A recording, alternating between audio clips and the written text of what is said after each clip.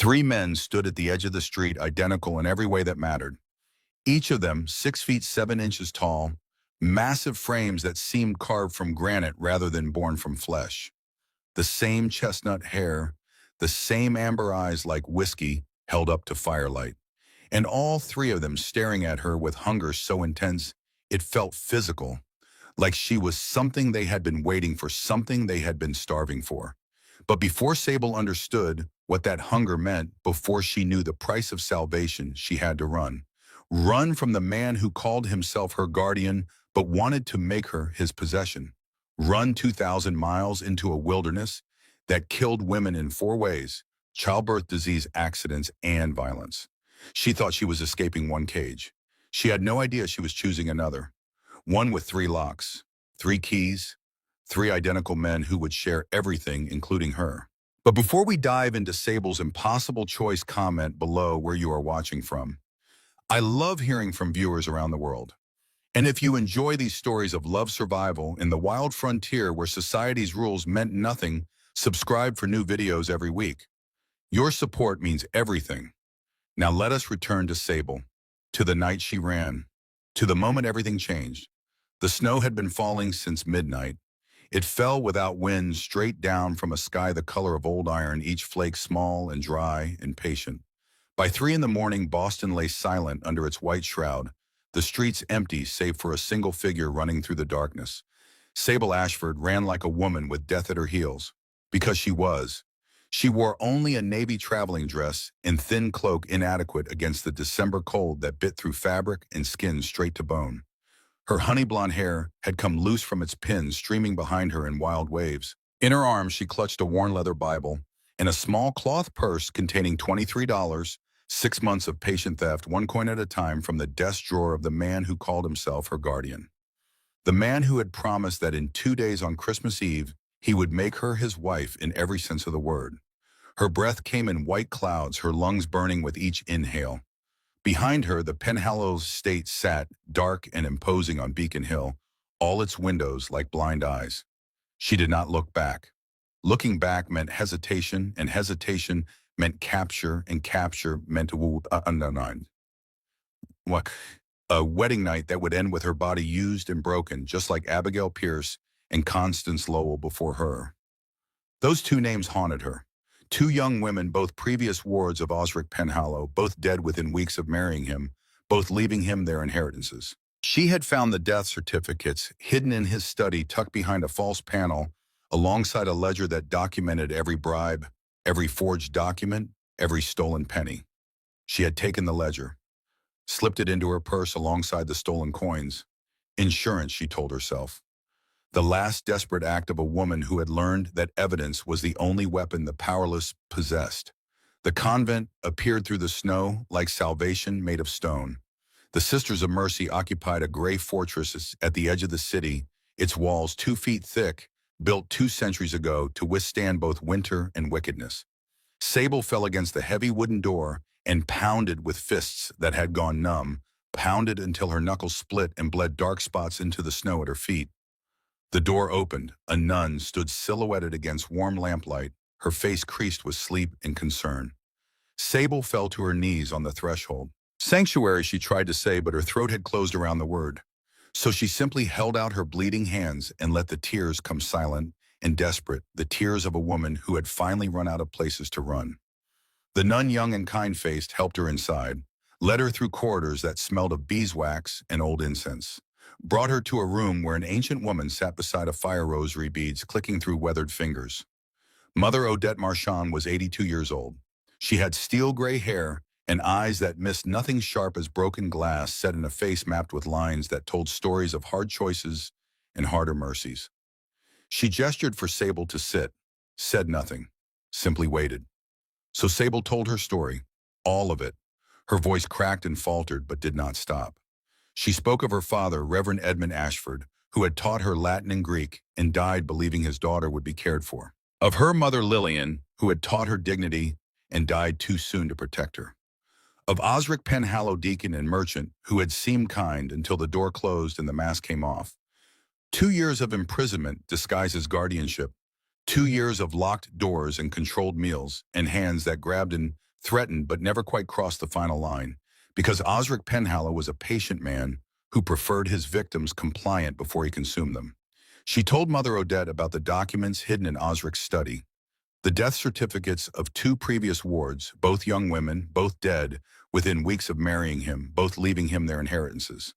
She told her about the night 3 days ago when Osric had come to her room at midnight, whiskey-breathed and cold-eyed, and informed her that on Christmas Eve she would become his wife and he would finally claim what he had purchased. When she finished, this room was silent except for the click of rosary beads and the snap of logs in the fire. Mother Odette studied her for a long moment. Then she reached out and took Sable's bleeding hands in her own. "You can stay here 3 months," the old woman said. Her voice was rough as tree bark, gentle as benediction. "After that, he will have legal grounds to retrieve you. The law gives guardians power until their wards reach 21, and you are still 20. Your birthday is not until March." Sable felt hope drain from her body like blood from a wound. 3 months was not enough. Osric would wait. He was good at waiting. He would come for her the day the law allowed, and this time there would be no escape. But Mother Odette continued, and her eyes gleamed with something that might have been mischief or might have been grace. "I may have a solution. Tell me, child, how do you feel about mountains?" The old nun rose from her chair, moving with surprising steadiness for a woman of her years. She crossed to her desk and withdrew paper and pen. 3 years ago, a man from the Colorado Territory delivered timber for our chapel repairs. He was a hard man, a frontier man, but honest. When I offered payment, he refused. Said the work was for forgotten and needed no earthly compensation. Mother Odette's handwriting was cramped but elegant, the script of someone educated in an era when penmanship was prayer. "His name is Prentice Calloway. He lives in the high country with his 2 brothers. Identical triplets, all of them, though I only met Prentice. They have been alone on that mountain for 8 years now, since his wife died." She wrote quickly, not looking up. "They are good men in their way. Rough, yes. Unconventional, certainly. But I believe they will protect you, and protection is what you need most." "What do you want me to do?" Sable asked. "Survive," Mother Odette said simply. "Go west. Come someone Osric Penhallow cannot reach." She sealed the letter with wax, pressed her ring into the soft red pool. Then she looked at Sable with ancient eyes that held no illusions about the world or its cruelties. "I am going to tell Prentice Calloway that I am sending him a young woman, my novice sister, who has fallen ill with consumption and needs mountain air to survive the winter. He will take you in as charity, as Christian duty." "But that is a lie," Sable whispered. "Yes," Mother Odette agreed. "It is." She held out the sealed letter. "The question is whether you would rather die honest in Boston or live dishonest in Colorado. Choose quickly, child. Dawn is coming, and with it discovery." Sable took the letter. Her hands had stopped shaking. The next morning, Mother Odette purchased a train ticket with convent funds. She pressed it into Sable's palm along with a small purse containing an additional $30 and a worn copy of the King James Bible. "This was your father's," she said. "I wrote to him years ago about church matters. He sent this in return with a note inside. I think perhaps he meant for you to have it one day." Sable opened the Bible. There on the inside cover in her father's familiar script, "Sable, if you are reading this after I am gone, remember this. Freedom is not the absence of bonds. Freedom is choosing which bonds to accept." She did not understand the words. Not then. But she held the Bible close as the train pulled away from Boston, as the city disappeared behind her in a cloud of steam and snow, as everything she had ever known became smaller and smaller, until it vanished entirely. The journey west took 6 days. Boston to New York on Christmas Eve, the train car crowded with families and merchants, everyone bundled against cold that seeped through the windows in waves. Sable kept to herself in a corner seat, hat pulled low, watching the world transform outside the frost-covered glass. Every face that passed her in the aisle made her flinch. Every man in a dark coat made her heart stutter. She kept expecting Osric's cold eyes to appear, his hand to close around her arm, his voice to say the words she had heard in nightmares for 2 years. "Come home, Catherine. Come home." He always called her Catherine, never Sable. As if by refusing to use the name she had chosen for herself, he could erase the person she was becoming and keep only the possession he intended to own. In New York, she changed trains, spent an uncomfortable night in a boarding house near the station, sleeping with her back against the door and the Bible clutched to her chest. The sounds of the city leaked through thin walls. Laughter, arguments, the distant wail of a street musician playing something mournful on a violin. She lay awake and thought about what she was doing. Running toward a man she had never met on the strength of a letter full of lies, carrying everything she owned in a single bag. But morning came without incident, and she boarded the westbound express that would carry her into the unknown. New York to Chicago took 2 days. The landscape flattened into endless winter plains, farmhouses, squatting low against horizons that stretched forever. She shared a bench with an elderly woman named Dorinda Yates, a widow traveling to Denver to open a boarding house after her husband's death. Dorinda was small and weathered with hands that had clearly known decades of hard work. Her eyes were bright behind spectacles that sat slightly crooked on her nose, and she spoke with the unhurried cadence of a woman who had outlived her need to impress anyone. "You are very young to be traveling alone," Dorinda observed. Her voice held no judgment, only curiosity worn smooth by years. "I'm going to family," Sable lied. "In Colorado. They need help with the household." Dorinda studied her with eyes that had seen too much to be fooled. She glanced at Sable's hands, at the healing cuts on her knuckles, at the way she startled when the conductor passed through the car. Then she smiled a smile that was equal parts kindness and understanding. "Family we choose is often better than family we are born to. I hope you find what you are looking for, child. Or better yet, I hope you find something you did not know you needed." The words stayed with Sable long after Dorinda disembarked in Omaha, pressing a small card into her hand with the address of her boarding house in Denver. "In case you need a friend," the old woman said.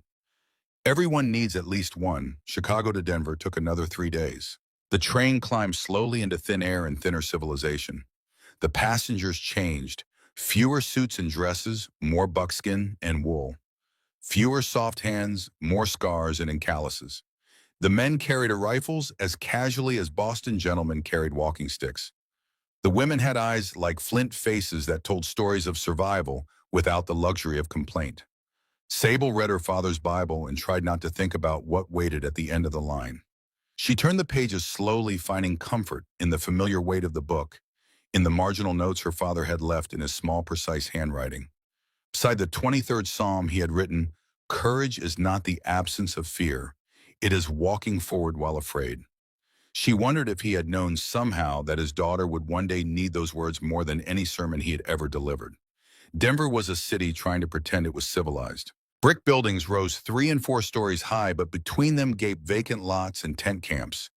The streets were half paved, half mud. The air smelled of coal smoke and horse dung, and something wild that came down from the mountains, something clean and ancient and utterly indifferent to human ambition. Mother Odette had arranged for Sable to spend one night at the Denver Sisters of Mercy convent. A different building, same order, same commitment to sheltering the desperate. Sister Rosalind met her at the door. She was 45, lean as a whip, with skin weathered by years of frontier sun before she had taken her vows. Her handshake was firm enough to crack walnuts, and her eyes held the particular sharpness of someone who had survived things she would never discuss at polite tables. "So you are Mother Odette's lost lamb, Sister," Rosalind said. She led Sable to a small room with a narrow bed and a window that looked west toward mountains that scraped the sky. The peaks were enormous, far larger than Sable had imagined, blue and white, and ancient, filling the horizon like the spine of the world. "You know what you are walking into?" Sable shook her head. Sister Rosalind sat on the edge of the bed. Her posture was straight as a rifle barrel, and when she spoke, her voice carried the flat authority of a woman who had earned every word through suffering. "I lived out there for 10 years before I came here. Buried 2 husbands and 3 children. The frontier kills women in 4 ways: childbirth, disease, accidents, and violence. In that order."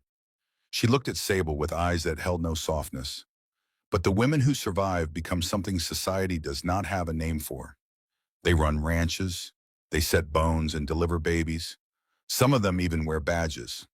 The wilderness burns away everything weak, everything borrowed. What remains is pure, true." Sister Rosalind stood and walked to the window, looking out at the mountains that had taken so much from her. "The question is not whether you will suffer, child. You will.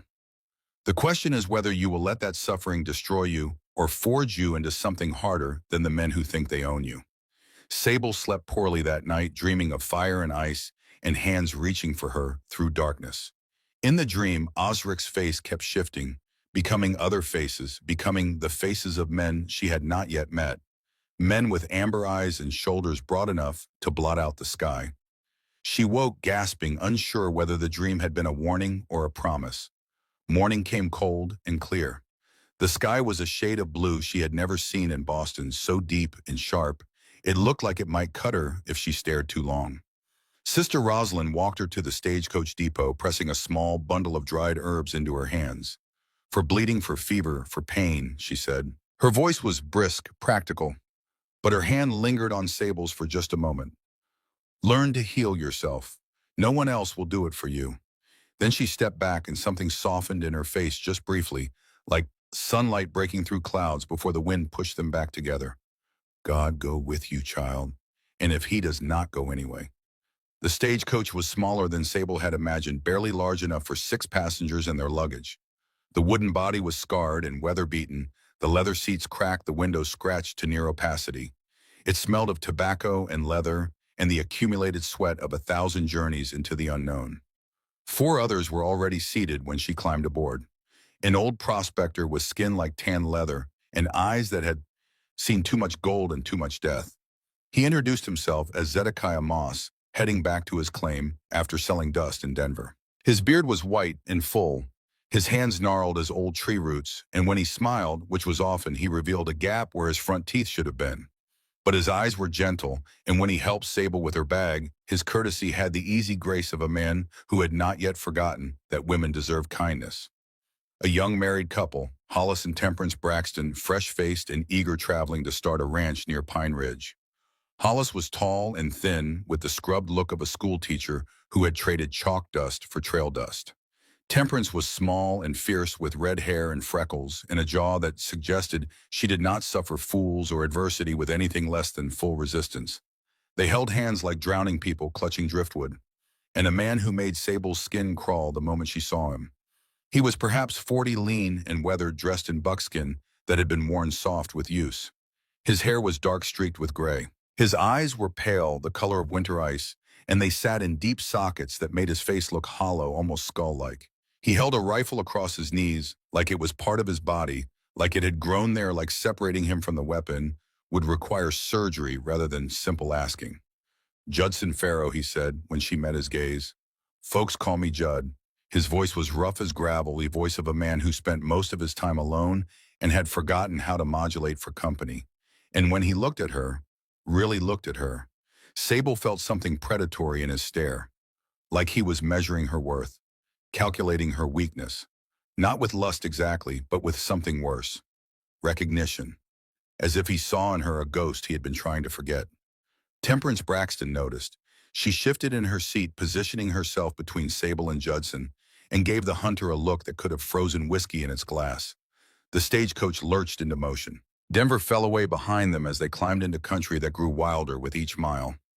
Pine forests thick enough to swallow armies. Valleys so deep the sun never reached their floors.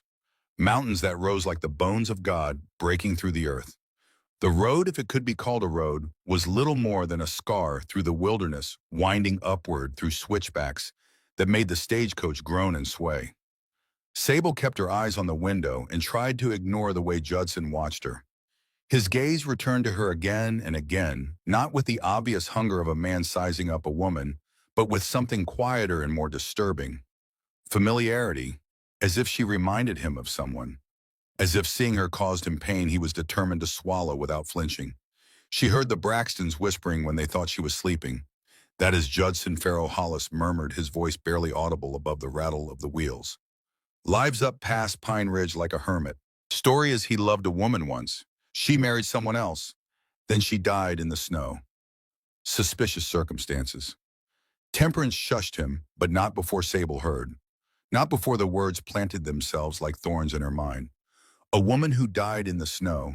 A man who loved her and lost her to someone else. Suspicious circumstances. She filed the words away beside the other, fears she was collecting a growing catalog of dangers that waited at the end of this journey. But she did not turn back, could not turn back, because behind her was Osric Penhallow and his forged marriage plans and his patient, methodical destruction of every woman unlucky enough to fall into his care. And ahead of her was the unknown, which was terrifying, yes, but at least held the possibility of something other than ruin. Old Zedekiah caught her eye across the swaying coach and winked. "Chin up, Missy," he said. "Whatever is chasing you, it cannot climb as fast as this coach." "Nothing is chasing me," Sable lied. Zedekiah smiled his gap-toothed smile. "Course not. Just like nothing is chasing any of us. We are all just headed west because we love the scenery." He tipped his battered hat and closed his eyes to sleep, leaving Sable with a distinct impression that the old prospector saw more than he let on. They reached Pine Ridge on the evening of December 30th, just as twilight bled the last color from the sky. The town was small, barely more than a main street, with buildings hunched against the cold, like old men around a fire. General store, church, saloon, boarding house. Perhaps 200 people lived here, scattered across the valley and up into the surrounding hills. Smoke rose from every chimney, the only signs of life in a landscape that seemed designed to discourage it. The temperature had dropped below zero. Sable's breath made white clouds in the air, even inside the stagecoach. When the driver opened the door, the cold hit like a physical blow, like stepping into water, so cold it stopped the heart. She stepped down into snow that came up past her ankles. Her legs shook from the long ride. Her body ached in places she had not known could ache. Her thin cloak, adequate for Boston winters that now seemed laughably mild, might as well have been made of paper against this cold. This was a different kind of cold entirely. Not the damp chill of the eastern seaboard, but something drier and deeper, something that reached past skin and muscle and bone and gripped the very core of a person, squeezing heat from the body the way a hand wrings water from cloth. And then she saw them. 3 men stood at the edge of the street, not men giants. Each of them had to be at least 6 feet 7 inches tall, maybe taller. They were identical in every way that mattered. The same massive framed shoulders, so broad they seemed to block out what remained of the light. The same thick muscular builds that made them look carved from granite rather than born from flesh. The same tan skin weathered by years of outdoor labor. The same chestnut brown hair with sun-streaked highlights, medium length and naturally tousled. The same unusual eyes, a warm amber color like whiskey held up to firelight. But it was not just their size or their identical appearance that made Sable's heart skip. It was the intensity with which they looked at her. All 3 of them staring with focus so complete it felt physical, like she was something they had been waiting for, something they had been hungry for. Like the mountain and the winter and the 8 years of isolation had hollowed them out, and she was the first thing to fill that emptiness. The one in the middle wore no bandana. The one to his right wore burgundy red. The one to his left wore navy blue. That seemed to be the only way to tell them apart. Before anyone could speak, Judson Farrow stepped down from the stagecoach. He looked at the 3 brothers, and something ugly twisted his weathered face. A complex expression, part hatred, part jealousy, part grief so old it had calcified into something that resembled madness. "Callaways," he said. The word sounded like an insult. "I heard you have a new guest coming." The middle brother, the one without a bandana, took a step forward. His voice was deep controlled, with a slight rasp that suggested he did not use it often. The voice of a man accustomed to silence, who chose his words the way a carpenter chose nails, each one deliberate, each one driven home with precision. "Farrow, walk away. Now," Judson smiled, showing teeth. "Does she know?" He gestured toward Sable. "Does she know about Verity, about how you 3 shared her like property?" The brother in the red bandana moved faster than something his size should be able to move. One moment he stood still, the next his hand was fisted in Judson's buckskin shirt, lifting the smaller man onto his toes. The movement was so swift and so violent that Sable took an involuntary step backward, bumping into Temperance, who steadied her with a firm hand. "Say my wife's name again," the red bandana brother growled, "and I will break your jaw." Sable's mind caught on the words. My wife. Singular. Not our wife. My wife. The possessive was fierce, territorial, the claim of a man who still loved a dead woman so deeply that even the sound of her name on another man's lips was an act of violation. Judson laughed, a sound like broken glass. Your wife, she was Prentice's wife. You and Nevin were just scavengers picking at his leavings. The brother in the blue bandana grabbed the one in red, pulled him back before violence could escalate. Easy, Rafferty. He is not worth it. His voice was calmer than his brother's, steadier. But beneath the measured tone was a current of anger, just as deep, just as dangerous, held in check by discipline rather than temperament. Judson straightened his shirt, still smiling. He looked at Sable one last time. Good luck, miss. You are going to need it. Then he walked away into the gathering dark. His boots crunched in the snow, the sound growing fainter and fainter until it was swallowed by the vast silence of the mountain. But even after he disappeared, his words remained hanging in the cold air like smoke. The silence that followed felt enormous. Temperance Braxton whispered something to her husband, and Sable caught the words 8 years ago. Christmas Eve found in the snow. The middle brother approached slowly, each step deliberate, as if he understood that his size could intimidate and wanted to give her the chance to adjust. When he stopped in front of Sable, she had to tilt her head back to look at his face. He was even bigger up close. His hand, when he offered it, could have easily spanned her entire waist. Miss Ashford. His voice was deep, controlled. I am Prentice Calloway. Sable placed her small hand in his massive one. His palm was warm despite the cold callus. From years of labor that had hardened skin into something close to leather, careful in the way it closed around her fingers, gentle despite the obvious strength. The contrast between the size of his hand and the tenderness of his grip was startling. This was a man who understood his own power and chose deliberately to restrain it. Mr. Calloway, thank you for meeting me. His amber eyes searched her face. Up close, she could see they were not simply one color, but flecked with gold and brown, like autumn leaves in sunlight. There was intelligence in those eyes, weariness, and underneath it all, a hunger he was trying very hard to control. Mother Superior did not mention I had 2 brothers. Mother Superior mentioned you needed somewhere safe. He released her hand. We can provide that. The details can wait until we reach the cabin. The brother in the red bandana stepped forward. He was equally massive, equally intense. But where Prentice seemed controlled, this one seemed barely restrained. Energy radiated from him like heat from a stove, a constant vibration of emotion and impulse held in check by nothing more than willpower. Rafferty Calloway, pleased to make your acquaintance, Miss Ashford. His voice was rougher than Prentice's rawer, and when he took her hand, his grip was firmer. Not painful, but insistent. The handshake of a man who wanted her to feel his presence, to understand that he was there and would not be overlooked. The third brother, wearing the blue bandana, came to stand beside them. He had the same face, the same body, but his eyes held something gentler. Or perhaps just better camouflaged. Where Prentice controlled his intensity and Rafferty barely contained his, this one seemed to have transformed his into something softer, redirected it into warmth rather than heat. Nevin Calloway, most folks call me Nev. Welcome to Pine Ridge. Sable looked from one identical face to another and felt the bottom drop out of her stomach. 3 of them. Mother Odette's letter had said nothing about brothers, had said nothing about whatever arrangement these men had shared with someone named Verity. She thought of the words Judson had spoken. Shared her like property. She thought of the whispered conversation between the Braxtons. Found in the snow, she thought of Sister Rosalind's warning. The frontier kills women in 4 ways. And she thought of Osric Penhallow waiting in Boston with his forged documents and his patient cruelty, and she understood that whatever waited on this mountain, it could not possibly be worse than what she had left behind.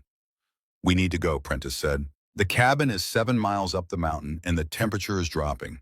Ken U-Ride Sable had ridden exactly twice in her life, both times on a gentle mare at a neighbor's farm, both times at a walk, both times with her father holding the reins. But looking at these 3 massive men, at the intensity in their identical amber eyes, at the snow beginning to fall again in those same small, dry, patient flakes, she understood she had reached a decision point. She could refuse, could demand they take her back to Denver on the next stage, could run back to the convent and beg for a different solution. Or she could trust, could take a leap into the unknown, could believe that these 3 massive, intimidating, strangely compelling men might be her salvation rather than her doom. I can learn, she said. Something shifted in Prentice's expression. Not quite a smile, but close. The barest softening of that granite face, like the first crack in winter ice that signals the coming of spring. Yes, he said softly. I believe you can. They helped her onto Lucy, a bay mare who stood patiently while Sable arranged her skirts and found her seat. Nevin tied her small carpet bag securely behind the saddle, his fingers working the knots, with the easy competence of a man who had tied 1,000 such knots and could do it blindfolded in a blizzard. Rafferty made sure her feet were properly in the stirrups, adjusting the length with quick, sure movements, his massive hands surprisingly deft. Prentice mounted his own horse with easy grace and positioned himself beside her. "Stay close to me," he said. "The trail is steep in places. If you feel yourself slipping, call out. I will catch you." The words were simple, practical, the instructions of a man responsible for another person's safety on a dangerous trail. But something in the way he said them, in the quiet certainty of his voice, made Sable believe he was making a promise that extended far beyond the next 2 hours, far beyond this single ride up a snowy mountain. "I will catch you," as if he had been waiting to catch someone for a very long time. The ride up the mountain took 2 hours. The trail wound through dense pine forest where snow clung to every branch, creating a world of black and white. The trees were enormous, older than memory, their trunks wider than a man could wrap his arms around. They rose like columns in some vast natural cathedral, their branches interlocking overhead to form a canopy that filtered the last remaining light into something blue and ghostly. The air grew thinner, colder, until each breath burned Sable's lungs. Her thighs ached from gripping the horse. Her hands grew numb even inside her gloves. The trail climbed relentlessly, switching back and forth across the face of the mountain, sometimes narrowing to barely the width of a single horse, the ground dropping away on one side into darkness so deep it seemed to have no bottom. But she did not complain. She simply followed Prentice's broad back and tried not to think about how far from civilization they were traveling. Each mile took her further from everything she knew, further from mass lamps and cobblestone streets and the sound of church bells on Sunday morning. Each mile took her deeper into a world that operated by different rules, where survival depended not on manners and social standing, but on strength and knowledge and the willingness to endure. Halfway up, Nevin rode alongside her. The trail had widened briefly into a flat stretch that crossed a frozen creek, and he used the opportunity to check on her with the quiet competence of a man accustomed to monitoring the welfare of living things. "You are doing well," he said. "Most city women would be crying by now." "I am not most city women," Sable replied. The words came out stronger than she felt, but she was learning that strength could be performed until it became real. He grinned. It transformed his face from intimidating to almost handsome, softening the hard lines, revealing the warmth he kept banked beneath his careful exterior. "No, I do not believe you are." When the cabin finally came into view, Sable's first thought was that it looked like something from a fairy tale. It sat in a clearing surrounded by towering pines built from dark weathered logs that seemed to grow from the mountain itself. Smoke rose from a stone chimney in a thin, steady line, pale against the darkening sky. Snow covered the pitched roof in a thick white blanket, icicles hanging from the eaves like crystal daggers that caught the last light and threw it back in fragments. It was beautiful in a stark, unforgiving way. Beautiful the way a wolf is beautiful, the way a winter storm is beautiful. Beautiful and dangerous and absolutely indifferent to the comfort of those who stood before it. Her second thought was that it was small, 2 stories, perhaps 3 rooms on each level for 4 people. Prentice dismounted and came to help her down. His hands spanned her waist completely as he lifted her from the saddle and set her gently on the ground. She swayed her legs unsteady after the long ride. He steadied her, those massive hands remaining on her waist longer than strictly necessary. "Welcome home," he said quietly. The word should have comforted her. Instead, it sent a chill down her spine that had nothing to do with the cold. Because home implied permanence. Home implied belonging. And Sable did not yet know if she belonged here or if she had simply traded one form of captivity for another. But as she stood in the snow outside that cabin, held upright by the hands of a man she had met 30 minutes ago, looking at a life she could never have imagined from the parlors of Boston, she felt something unexpected stir beneath the fear. Possibility. The terrifying, exhilarating, utterly uncertain possibility that this place, these men, this life carved from wilderness and solitude might be exactly where she was meant to be. The door of the cabin opened, spilling warm light across the snow like a golden invitation. And Sable Ashford, who had run from a monster and traveled 2,000 miles on the strength of a letter full of lies, stepped inside to meet her future, whatever it might be. They let her inside. The main room took up most of the first floor, and it hit her senses all at once. The warmth first rolling over her frozen skin like a wave so sudden and complete that her eyes watered. Then the smell wood smoke and pine resin, and something savory simmering on the stove. The smell of a place where people actually lived rather than simply existed. Then the light golden and flickering from a huge stone fireplace that dominated one wall, its mouth large enough that a man could stand inside if he bent his head. A fire burned there now, casting long shadows across rough wooden floors, covered here and there with woven rugs in muted reds and browns. The rugs were worn thin in places soft with years of boots crossing back and forth across the same paths, the geography of daily life mapped in threadbare patterns. A table stood near the window with 3 chairs tucked beneath it. 3, not 4. The absence of that fourth chair struck Sable with unexpected force. These men had lived with only each other for 8 years, had eaten every meal at this table, 3 chairs, 3 plates, 3 cups, the geometry of their isolation precise and unbroken. Until now, a simple kitchen area occupied another corner, a cast iron stove, shelves holding dishes and supplies, a water bucket on a wooden counter.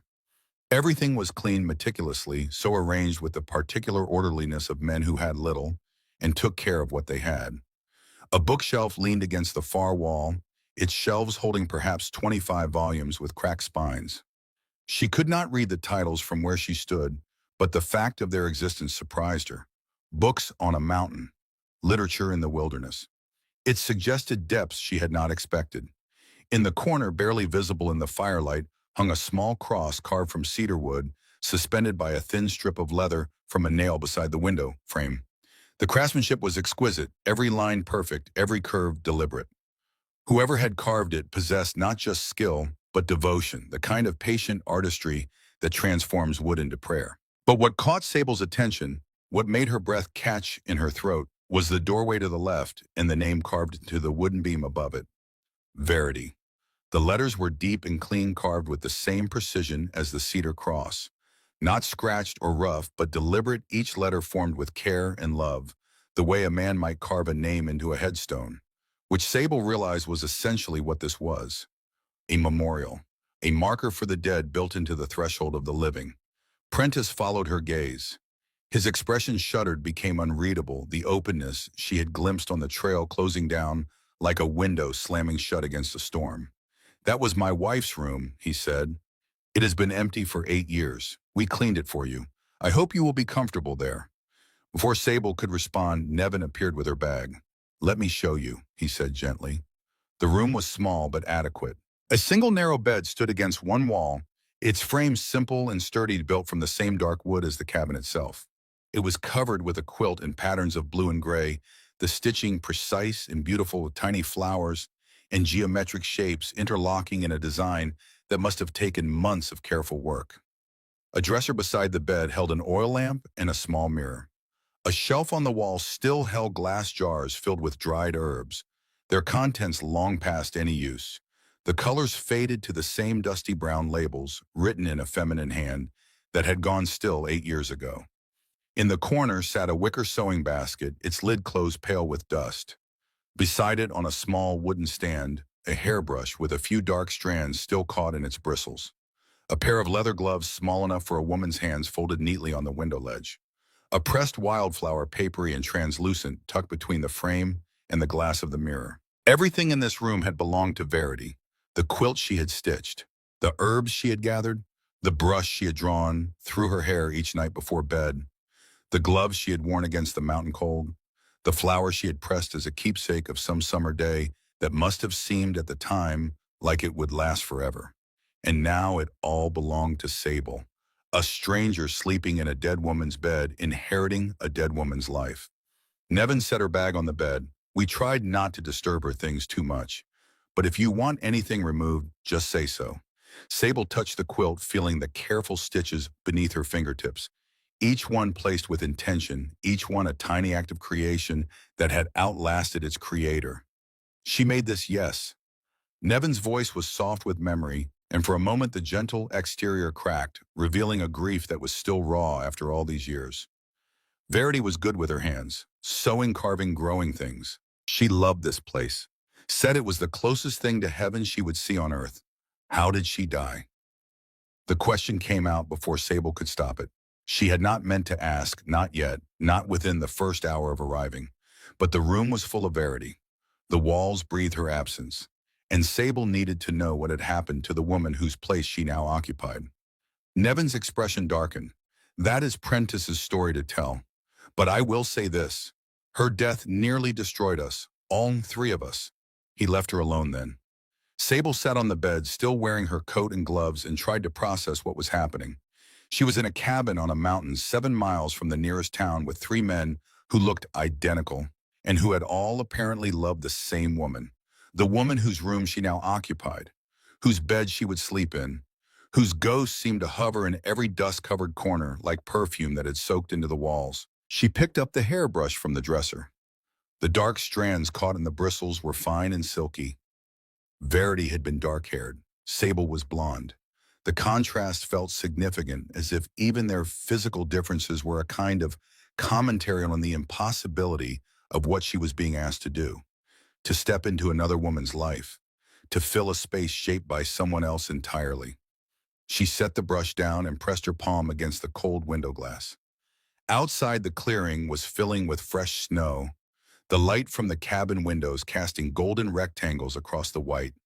Beyond the light darkness, beyond the darkness wilderness, beyond the wilderness nothing at all. She heard them talking in the main room, voices low but audible through the thin wall. The cabin had been built for shelter, not for secrets. Every word carried through the rough-hewn logs like whispers through a confessional. She is not what you said. You told us she was a sister. Older. Plain. That is what Mother Odette wrote. I did not know. She is beautiful. Young. And she came all this way alone. We cannot send her back. I am not suggesting we send her back.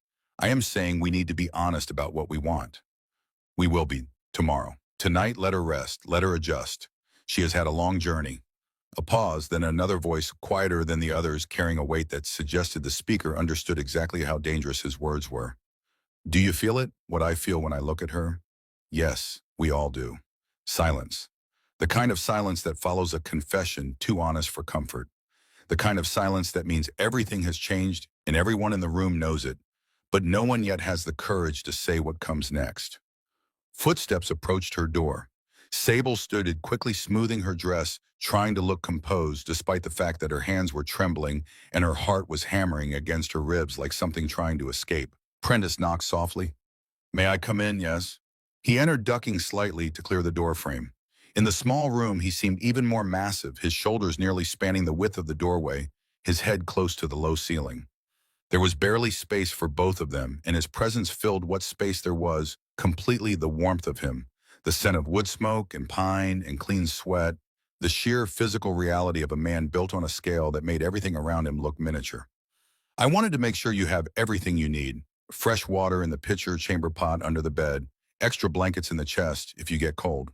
The temperature drops further after midnight, and we keep the fire going, but this room is the farthest from the hearth. Thank you. Sable clasped her hands in front of her to keep them from shaking. Mr. Calloway, I think we should talk plainly. Mother Superior's letter. It was not entirely truthful, was it? His amber eyes met hers directly. No, I am not a sister. I have never taken any vows. I assumed as much when I saw you. And I am not sick. My lungs are perfectly sound. Also assumed. Sable took a breath. So why did you agree to this? Why did you invite a stranger into your home based on a letter full of lies? Prentice was quiet for a long moment. His eyes moved from her face to the quilt on the bed, to the jars of dried herbs on the shelf, to the name carved above the doorway that they both stood beneath.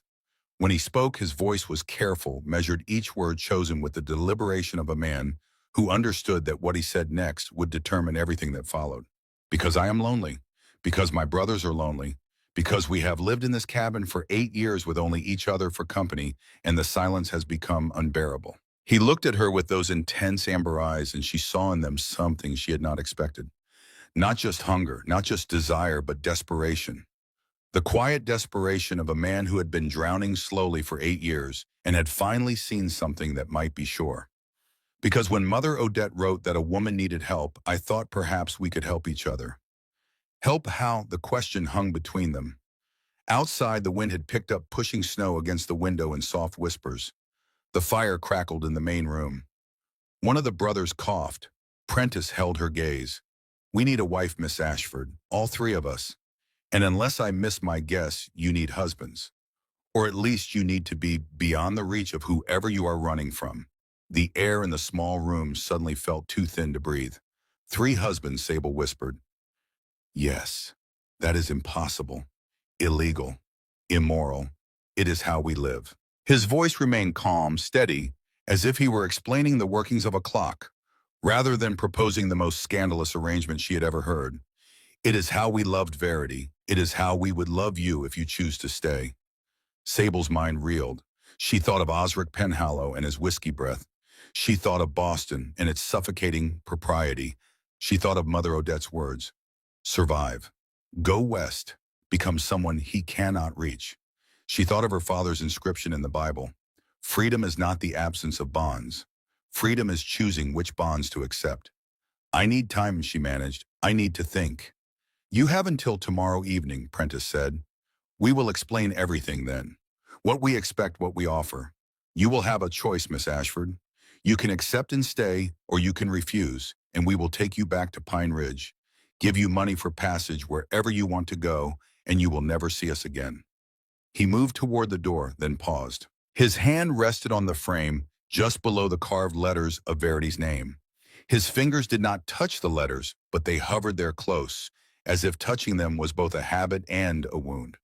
But know this, if you stay, if you choose us, we will protect you, we will provide for you, we will share everything we have, including ourselves. You will never want for anything, and you will belong to all three of us, completely. He left before she could respond. Sable sat back down on Verity's bed and stared at Verity's sewing basket and Verity's herb jars and tried to imagine what choice she could possibly make that would not destroy her one way or another. Outside the small window, night was falling. The snow continued to fall with its silent, impatient, covering the world in white, erasing all the paths that had brought her here, leaving only the question of which path she would choose next. In the main room, she could hear the brothers moving around, the clink of dishes, the crackle of the fire, low voices discussing something she could not quite hear. And underneath it all, attention, anticipation, like the whole cabin was holding its breath, waiting for her answer. Sable pressed her hand against the cold window glass and wondered if she had finally escaped one cage only to enter another, or if perhaps she had found something she did not even know existed. Safety in the most dangerous place she had ever been, belonging in the arms of three identical strangers who looked at her like she was water in a desert. Tomorrow they would explain everything. Tomorrow she would have to choose. But tonight she sat in the darkness and did what she had always done when the world became too large and too frightening to face. She opened her father's Bible and read by the thin light of the oil lamp. She read until the words blurred and her eyes burned. She read until the lamp guttered and died. And then she sat in the darkness a little longer, listening to the wind outside and the fire beyond her door, and the breathing of three men who waited for her answer. Then in the near darkness, her hand found the sewing basket. She lifted the lid, not knowing what drew her to it, only that something did. Inside, beneath thread and needles and scraps of fabric, her fingers touched leather. Smooth and worn, the size of a small book. She pulled it out, held it close to the window where the faint, reflected glow of snow provided just enough light to see. A journal, small, leather-bound, filled with cramped handwriting. Verity's diary. Sable knew she should not read it. It was private, intimate, meant only for its author's eyes, a record of thoughts and feelings that belonged to a woman who could no longer guard them, who could no longer choose what to reveal and what to keep hidden. Reading it was a violation, a theft of the most personal kind. But her fingers moved without permission, opening to the first page. January 1st, 1862. Today, now I'm a married Prentice Calloway. I am the happiest woman alive. The handwriting was small and careful, the letters formed with the same precision as the quilt stitching, as the herb jar labels, as everything Verity had touched. A woman who paid attention to details. A woman who cared about craft and beauty even in the wilderness. Sable turned pages scanning entries. Verity's love for the three brothers shone through every word, her joy in this mountain life, her certainty that she had found something rare and precious and worth every sacrifice civilization demanded for its surrender. Entries about learning to fish, about the first time she shot a rifle and the bruise on her shoulder lasted 2 weeks, about the garden she planted and the deer that ate half of it and the fence Rafferty built that was so tall it blocked the sun, about winter nights by the fire reading aloud from books they passed between them, about the silence of the mountain and how it terrified her at first and then became the most beautiful sound she had ever heard.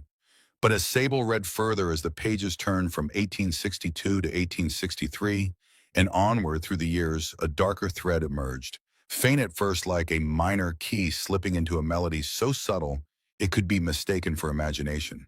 A mention of Judson Farrow visiting while the brothers were away, polite at first, bringing venison, asking after her health. Nothing alarming, just a neighbor being neighborly. Then the visits became more frequent. The tone of the entries shifted. December 10th, 1869. Judson came again today. I told him to leave. He does not understand that I have made my choice. The brothers do not know he visits when they are away. I fear what he might do if I tell them. December 15th, 1869. Judson grabbed my arm today. Said I was wasting myself on 3 men when I could have one who would give me everything. I pushed him away. I am frightened. December 18th, 1869.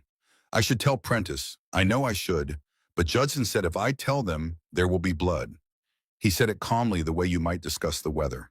I believe him. He is not a man who makes empty threats. December 20th, 1869. I have not seen Judson for 2 days. Perhaps he has given up. Perhaps I worried for nothing. The brothers are planning something for Christmas Eve. Prentice has been carving something in secret. Rafferty bought fabric in town for me, blue cotton, my favorite. Nevin is teaching me a new song on the harmonica. They are so good, so devoted. I do not deserve them. December 22nd, 1869. Judson was at the edge of the clearing today, just standing there, watching. When I went outside to confront him, he was gone. But the footprints remained. He had been there for hours. I can tell by how deep the prints were packed. Sable's hands shook as she turned to the final entry. December 23rd, 1869. Tomorrow is Christmas Eve. Prentice gave me a ring, a real wedding ring with a small garnet stone. He must have traded something valuable for it in town. Tonight we will have a private ceremony, just us 4. Prentice and I will renew our vows, and Rafferty and Nevin will stand as witnesses, and as the husband society does not recognize, but God surely does. I am happy, truly happy. But I saw Judson outside the window tonight. His eyes, oh God, his eyes. They were empty, like he had already decided something. Like whatever was going to happen had already happened in his mind, and he was just waiting for the world to catch up. I am afraid. The entry ended there.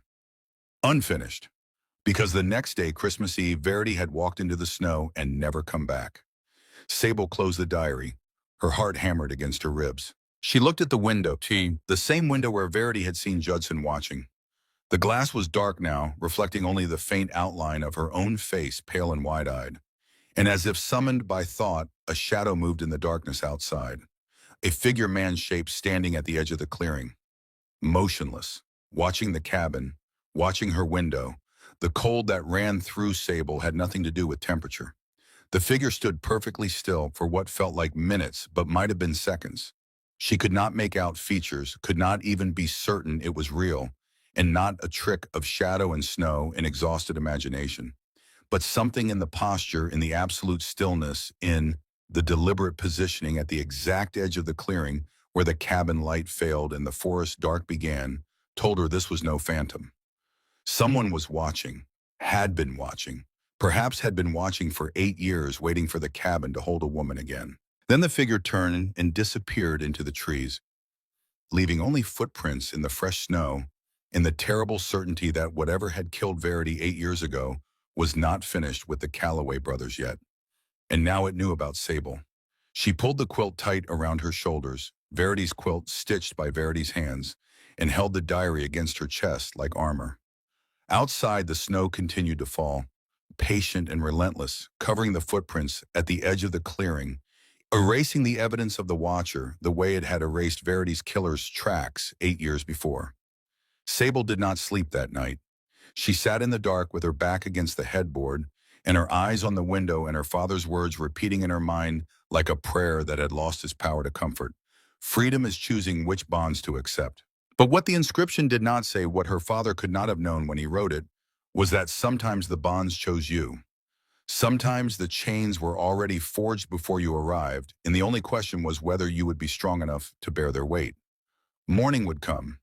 The brothers would ask for her answer, and Sable would have to decide whether to stay in this cabin where a dead woman's name was carved into the doorframe and a killer still walked the mountain, or to flee back into a world where Osric Penhallow waited with forged documents and patient cruelty in a cage that would never open again.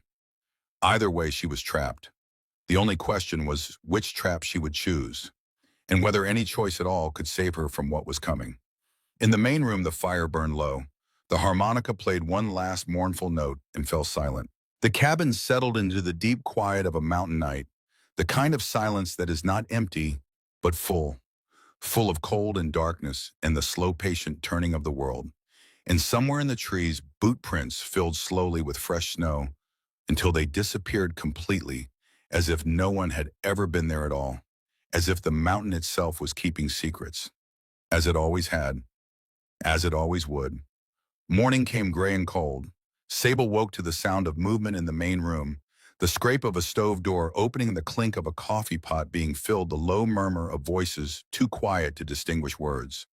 For a moment she forgot where she was.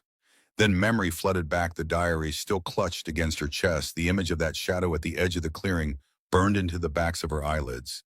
And she sat up quickly, her heart pounding. She was in Verity's bed, in Verity's room. In a cabin with three identical brothers who wanted to share her the way they had shared their dead wife. The impossibility of it should have sent her running, should have driven her out the door and down the mountain and back to Denver on the first available stage. Instead, she found herself listening to those sounds beyond her door with something that felt dangerously close to curiosity. The rhythms of a household waking, coffee brewing, bacon frying, men moving through the familiar choreography of morning routine. Sounds she had not heard since her parents were alive. Sounds that meant home even when the home belonged to strangers. She dressed carefully in the same navy blue traveling dress, now wrinkled beyond repair. Her hair was a disaster, tangled from sleep and the long journey. She found a brush on the dresser, Verity's brush, the one with the dark strands still caught in its bristles. She hesitated, then used it, feeling strange, touching something so intimate that had belonged to the dead woman. With each stroke, she half expected to feel Verity's presence, some ghostly resistance to this intrusion. But there was nothing, just the soft pull of bristles through tangled hair and the quiet creak of the cabin settling in the cold. In the small mirror, her reflection looked pale, her blue eyes too large in her face, shadows beneath them from a sleepless night. But her chin was lifted, determined. Whatever happened today, she would face it with the dignity her mother had taught her and the courage her father had prayed she would find. She tucked the diary beneath the mattress. She was not ready to reveal it. Not yet. Not until she understood more about these men and the woman they had lost and the shadow that still haunted their mountain. When she opened her door, she found all three brothers in the main room. They had clearly been awake for hours. The fire burned high and hot, the flames throwing dancing shadows across the ceiling. Coffee steamed in tin cups on the table. The smell of frying bacon filled the air, rich and savory, making her stomach clench with sudden hunger. She had not eaten since a stale roll on the stagecoach the day before, and the aroma was almost painful in its appeal. Prentice stood at the stove cooking. Even from behind, she recognized him by the absence of a bandana. His broad back was covered by a flannel shirt that pulled tight across his shoulders, with every movement outlining the muscle beneath. He handled the cooking implements with surprising delicacy, cracking eggs one-handed, flipping bacon with a practiced wrist motion, moving between stove and counter, with the efficiency of a man who had cooked 10,000 meals in this exact kitchen. Rafferty sat at the table, whittling something from a piece of wood shavings falling to the floor around his boots like pale snow. His hands, enormous and scarred, moved the knife with a precision that seemed impossible for fingers that thick. The burgundy bandana was already tied around his neck, a splash of color against his tan skin. Nevin stood by the window looking out at the snow-covered world, a cup of coffee warming his hands. His navy blue bandana hung loose, and in the morning light his amber eyes caught the reflection of the white landscape outside and seemed to glow. He was the first to notice her. All three turned when they heard her door open. The attention was overwhelming. 6 amber eyes tracking her every movement as she crossed the room. She felt examined, measured, wanted, in a way that made her skin flush despite the cold, not the predatory calculation of Osric Penhallow, who had looked at her the way a miser looks at gold. This was something else entirely, something warmer and more dangerous. The gaze of men who had been empty for a very long time and who saw in her the possibility of being full again. "Good morning, Miss Ashford." Prentice's voice was carefully neutral. "I hope you slept well." "Well enough, thank you." The lie came easily. She was getting better at lying, which troubled her in a distant way that she did not have time to examine.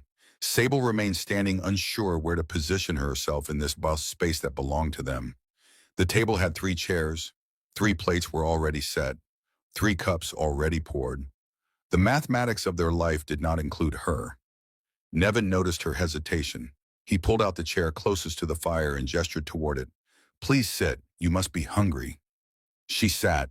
The chair was oversized, built for men with frames twice the width of hers, and she felt like a child perched at an adult's table. Within moments, a plate appeared in front of her. Bacon, fried eggs, thick slices of bread toasted on the stove. More food than she usually ate in a day. When she looked up to thank whoever had served her, she found all 3 of them watching with that same intense focus.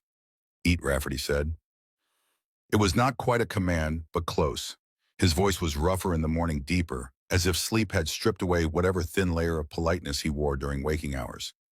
"You are too thin. City living."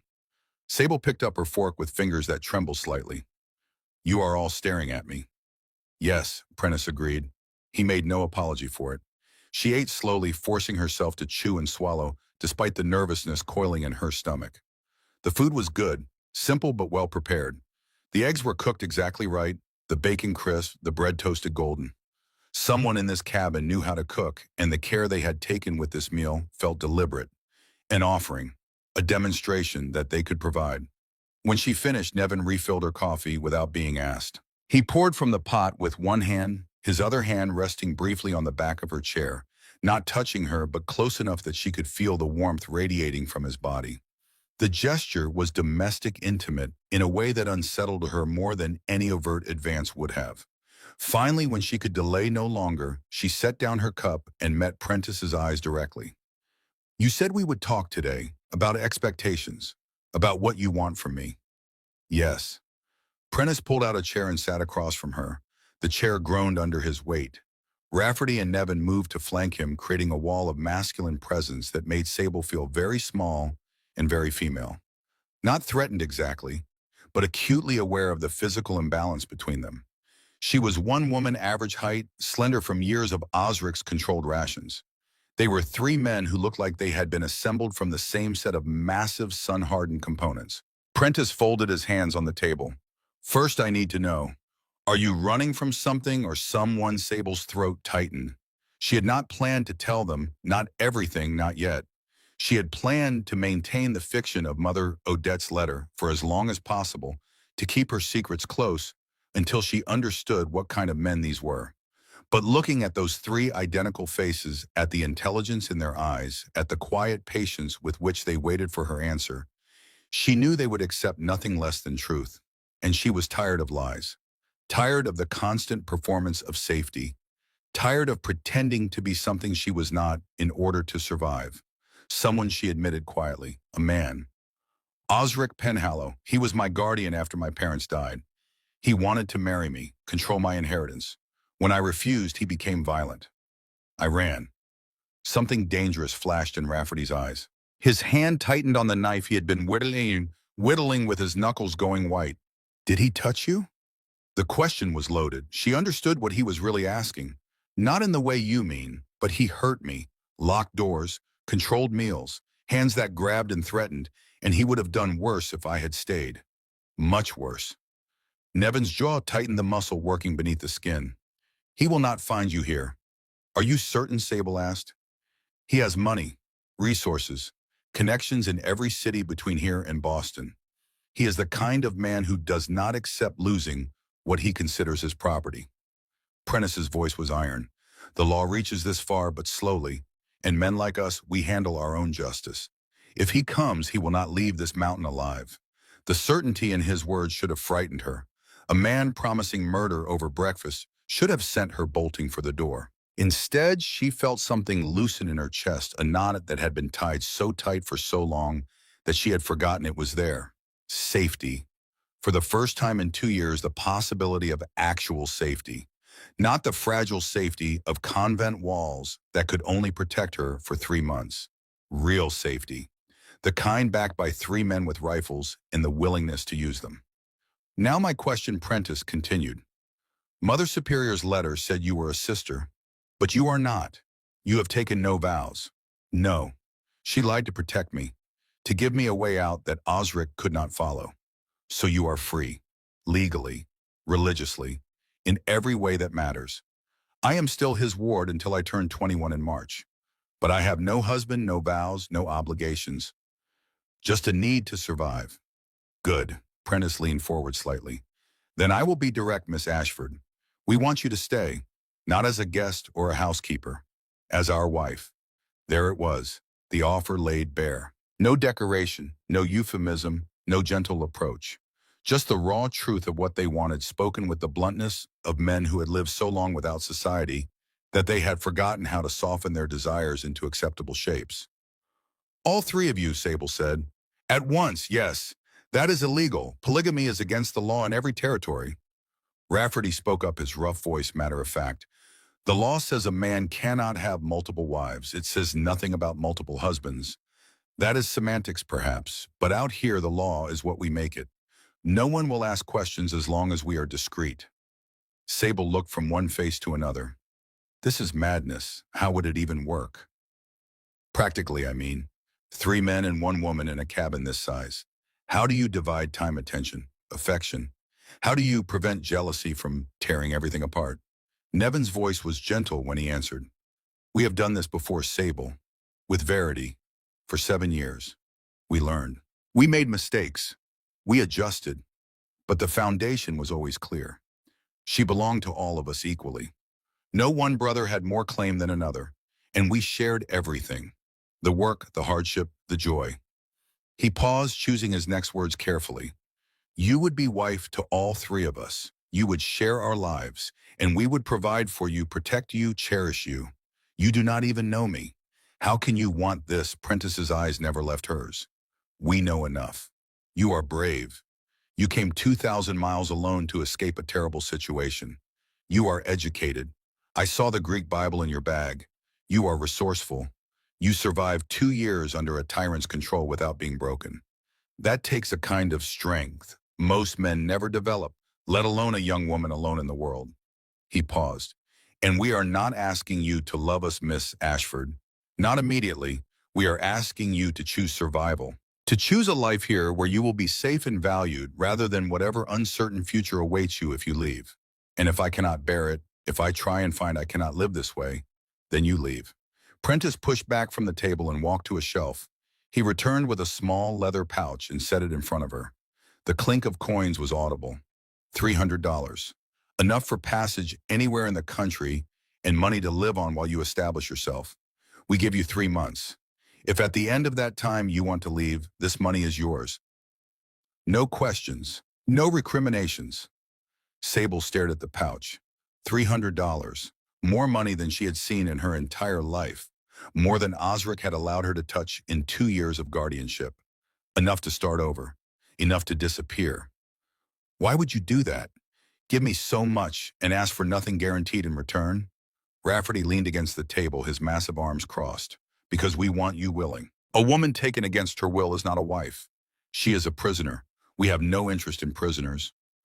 We want you to choose this, Nevin added, to choose us, every day, for as long as you stay. The words struck her with unexpected force.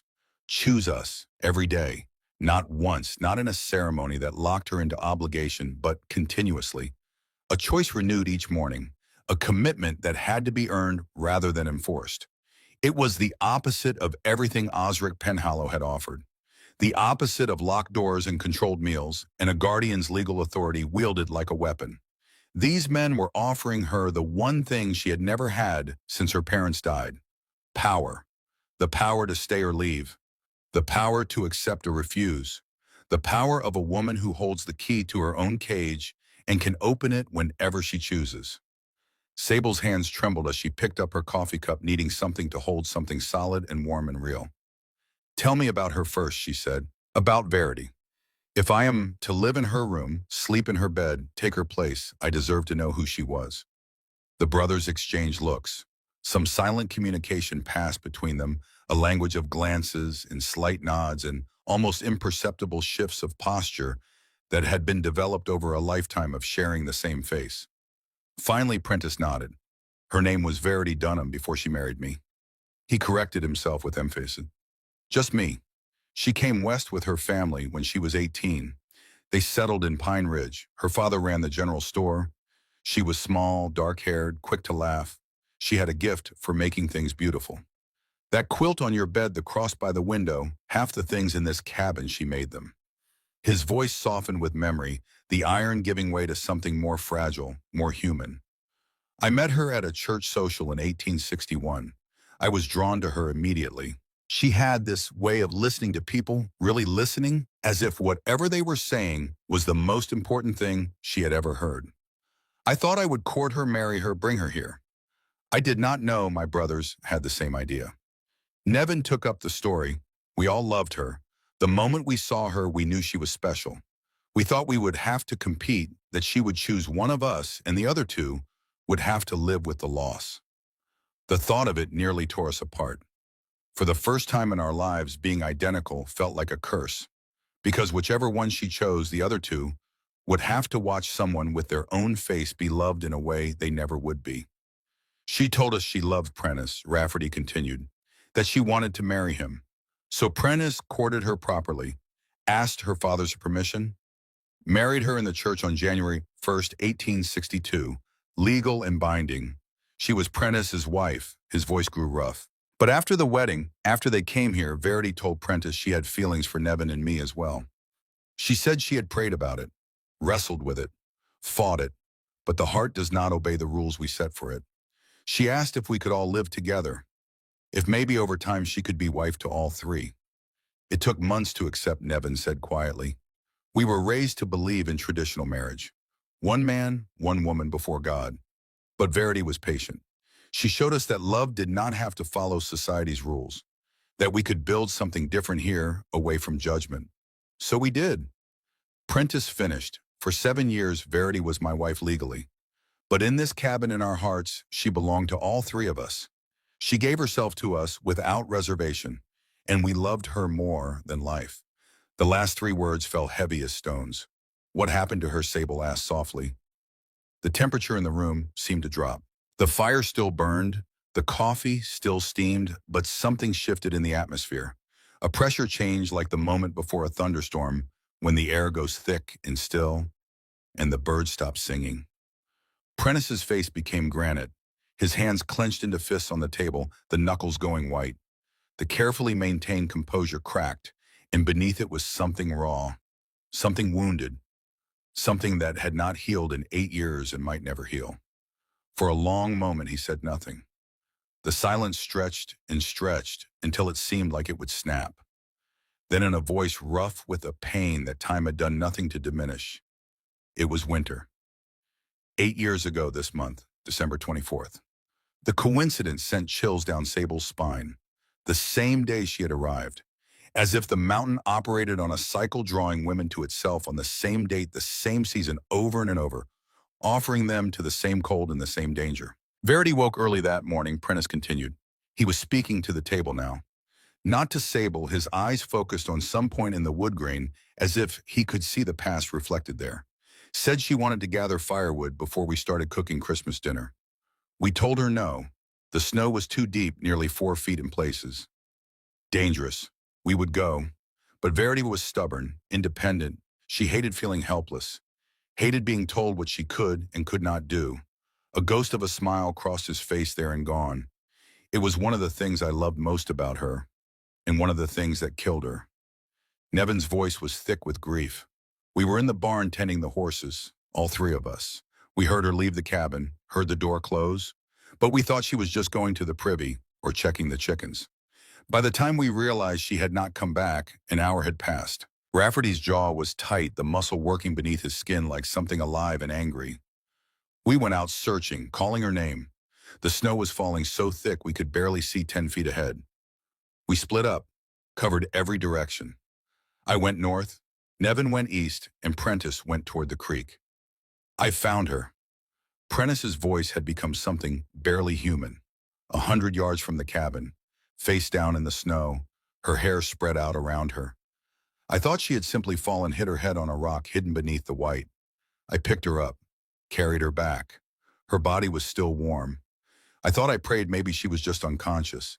Maybe if we got her to the fire, got her warm, she would open her eyes and say my name and everything would be all right. His voice broke completely. But when Nevin examined her, when he removed her scarf, we saw them. Bruises, dark purple bruises in the shape of fingers wrapped around her throat. Someone had strangled her, then left her there to die in the cold. The horror of it stole Sable's breath. The image was unbearable.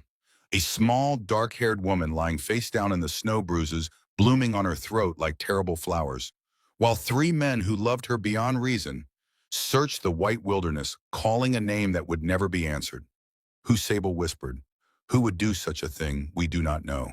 The words were torn from Prentice. There were no tracks, the snow had covered everything. No one else lived on this mountain. The nearest neighbor was Judson Farrow, 5 miles away, and he swore he had not left his cabin that day. Judson Farrow. Sable's blood ran cold. The man from the stagecoach. The ice-colored eyes. The predatory stillness. The way Hollis Braxton had whispered about a woman who died in the snow under suspicious circumstances. And the diary entries. Judson's visits while the brothers were away. The grabbed arm, the threats, the shadow at the window on the night before Verity died. Sable knew, with a certainty that went beyond evidence, beyond logic. She knew. But she said nothing, not yet. The diary was hidden under the mattress, and the time to reveal it had not yet come. She needed to understand more, needed to know whether telling the brothers what she had found would bring justice, or simply unleash a violence that would consume them all. He loved Verity too, Nevin said quietly. Before Prentice married her, Judson asked her to choose him.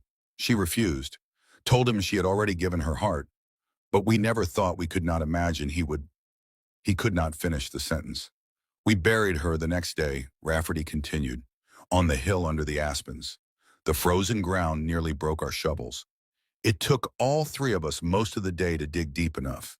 And we have lived with the guilt ever since. We should have gone with her, should have stopped her, Amanda, should have protected her. It was not your fault, Sable said, and she meant it with every fiber of her being, even though the words felt inadequate against the enormity of their grief. You did not kill her. Someone else did, someone evil. And that person, whoever they are the ones who should carry the guilt, not you. Something in Prentice's expression cracked. The granite face fractured along lines that had been forming for 8 years. And behind the stone was a man who had been carrying a weight no human being was built to bear. For the first time in 8 years since the day he had pulled his wife's body from the snow, Prentice Calloway wept. Great racking sobs that shook his massive frame, that seemed to shake the cabin itself, the grief pouring out of him like water from a broken dam. His brothers came to him, Rafferty on one side, Nevin on the other, their arms around his shoulders, their faces pressed close to his. They cried together. 3 identical men sharing identical grief, their tears falling onto the rough wooden table where they had eaten 10,000 meals without the woman they loved. And Sable held them all. She did not think about it, did not plan. It did not weigh the propriety of a woman she barely knew, embracing 3 weeping men. She simply stood and went to them and put her small hands on their massive shoulders and let them grieve.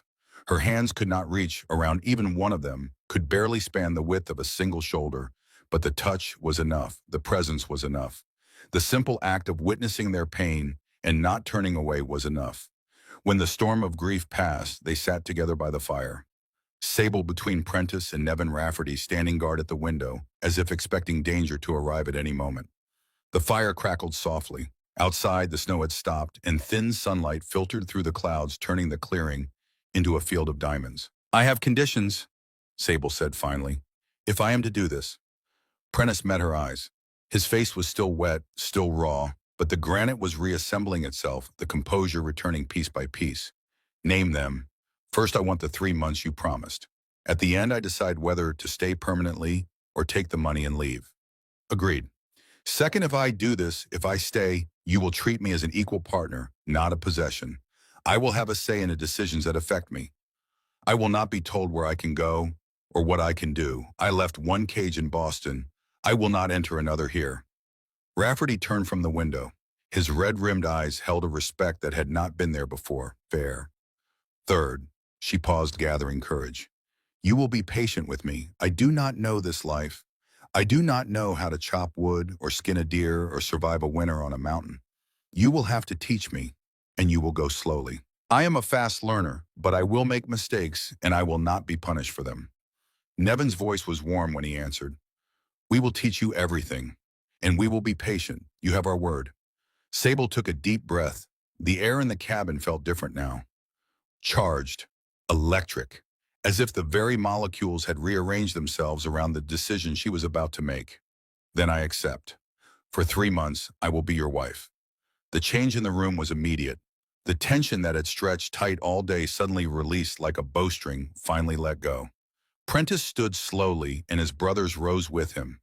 They approached her together, moving with that eerie coordination that identical twins sometimes possess, but that in triplets became something almost supernatural. 3 bodies with one purpose, 3 hearts beating in unison. When they stopped in front of her, she had to tilt her head back to look at their faces. Even after hours of growing accustomed to their size, the sheer physicality of them was overwhelming. They blocked the firelight, casting her in shadow, and for a moment she felt like a small boat in the lee of 3 great ships. "You will not regret this," Prentice said. His hand rose, hesitated, then cupped her face. His palm was warm, calloused, impossibly gentle for something so large. "We will make sure of it." Rafferty's hand found her shoulder, his grip firm but careful. "You are ours now." For 3 months, she reminded him, though her voice came out breathless. For 3 months, he agreed, but his smile suggested he thought it would be much longer. Nevin stepped closer. "Are you frightened?" Sable considered lying, then decided on truth. These men had been honest with her. They deserved the same. Terrified. "Good. That means you understand what you have chosen.